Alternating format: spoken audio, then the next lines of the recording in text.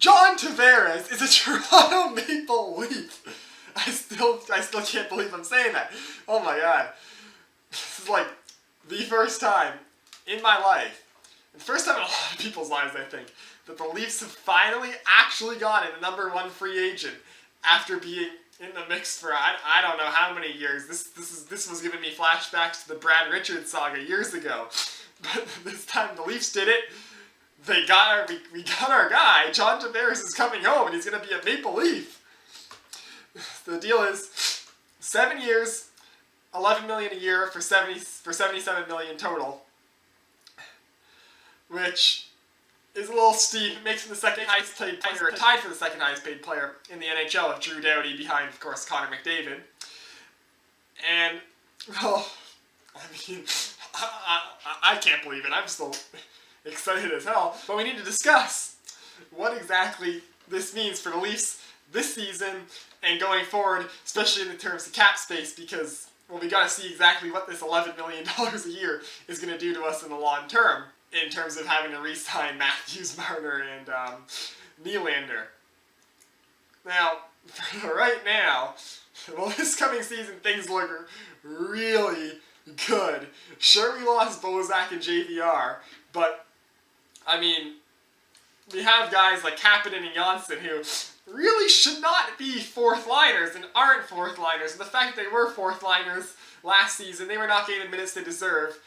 And really, I feel like Johnsson, especially if you saw him in the Calder Cup playoffs, he was on absolute fire. And Kapanen, I mean, man, his play speaks for itself. With those two, I think, moving up and filling out, at the very least, JVR and maybe even Komarov, depending on where he signs, is spots in the top 9. I feel like our top 9 will be even stronger than it was last season, hopefully more consistent. But I think our lines are going to be predictions for the lines next season. Top line, I think we're going to keep Matthews up there. Yeah, we're putting John Tavares on the second line. That's going to be the most dangerous second line in the NHL, hopefully. We're going to probably keep Matthews, Hyman, probably Nylander up there as well. That's another thing, is that the Tavares signing means Nylander likely will not be playing center, probably likely ever in his Maple Leafs career, because we have Kadri for the next 4 years, Tavares for the next 7, Matthews is probably going to re-sign for 8, so Nylander's likely never going to play center in the NHL unless he goes somewhere else. So, first line will be Matthews, Hyman, Nylander.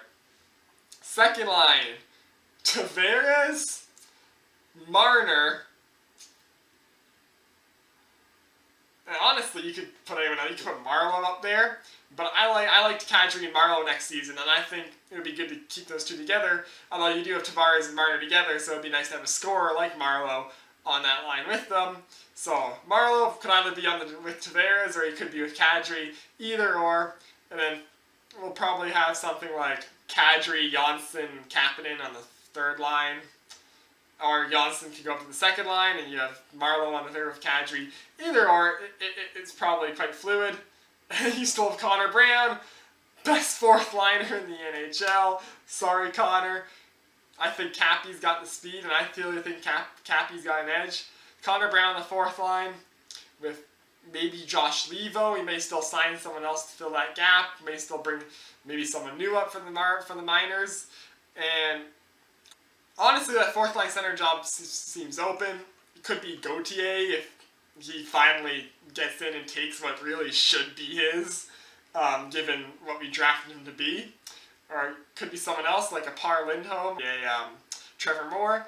Really depends on whether or not we sign someone up. Otherwise, it could be an interesting trial run for that. A couple of guys getting shots early in the season and just seeing who the best fit is.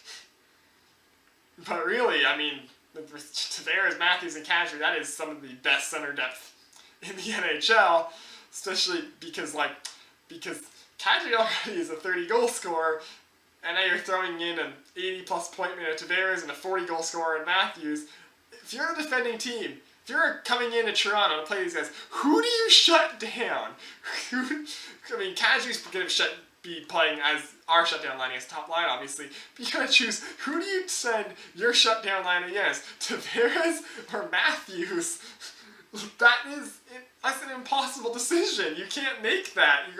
You literally have to choose who's scoring against you, because you're not going to be able to stop both of them on a given night. That's not going to be possible. That's why I honestly think that the Leafs this season could have wanted to, if you thought their offense was good going into last season, this is going to be something completely different. Now, the other point I wanted to make was, what it says for the cap space is, a lot of people are freaking out saying, oh no, $11 million, they're going to give one of Nylander, Matthews, or Marner. But really, we had like $25 million in cap space before today. We still have $13.6 million in cap space for this season.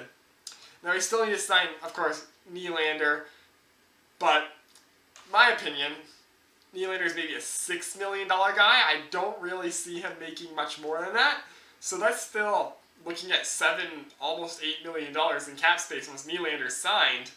That's just this season. Next season,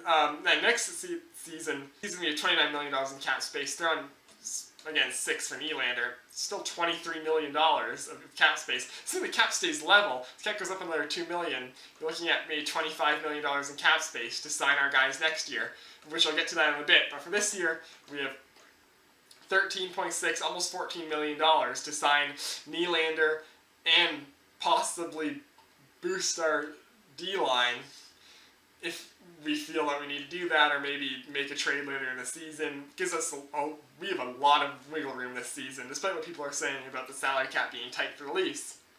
For next season, though, because that's the big one, because that's when Marner,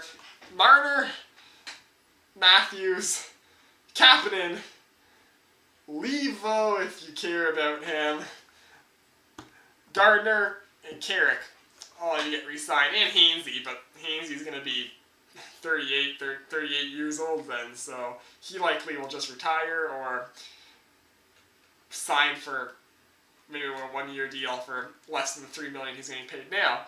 And McElhinney also will run out of contract then next year too, but again, that's another cheap little throw-in. Gonna have, again, assuming $6 million for Nylander, maybe a little bit more, we'll have around 24, assuming the cap goes up a bit, but cap stays the same, 23, maybe $24 million to sign Matthews and Marner. Assuming Matthews makes $10 million, because I think Matthews will make Eichel money. I don't think he will make the same amount as Tavares. I think Tavares will be the guy, the highest paid guy on the Leafs until Matthews' next contract comes around in 8 years and Tavares either re-signs for less, because he's going to be, 34 then, or goes somewhere else. I feel like Tavares will be the guy for the next 7 years at least in terms of the highest paid player in the Leafs. So I feel like Matthews will probably sign for maybe 10, which is what Eichel signed for. And then he's still open. That still leaves, again, $13 million, which is where we're at now, to re-sign Marner and Gardner. And depending on what Kapanen does this season, maybe we lose Kapanen. That is my worst case scenario. I feel like we have the money, we have the salary cap room to re-sign all of our stars. So for all you guys worrying about the Leafs cap space, really, I think that we'll be just fine. Probably not going to be able to sign any big name defenders, but I mean, who really knows? Maybe we'll make a trade for one of those down the road. Honestly, we'd probably trade Kapanen for some sort of help on defense, possibly slightly cheaper. But in terms of keeping the three intact of Nylander, Marner, and Matthews, I honestly think we can do it. I think we have the room. So, I mean, the future looks real bright for Leaf Nation right now, and I honestly cannot. I'm blown away. I am so excited to see where this goes, and hopefully, within the 7-year span of Tavares' contract, we can finally go to the promised lands.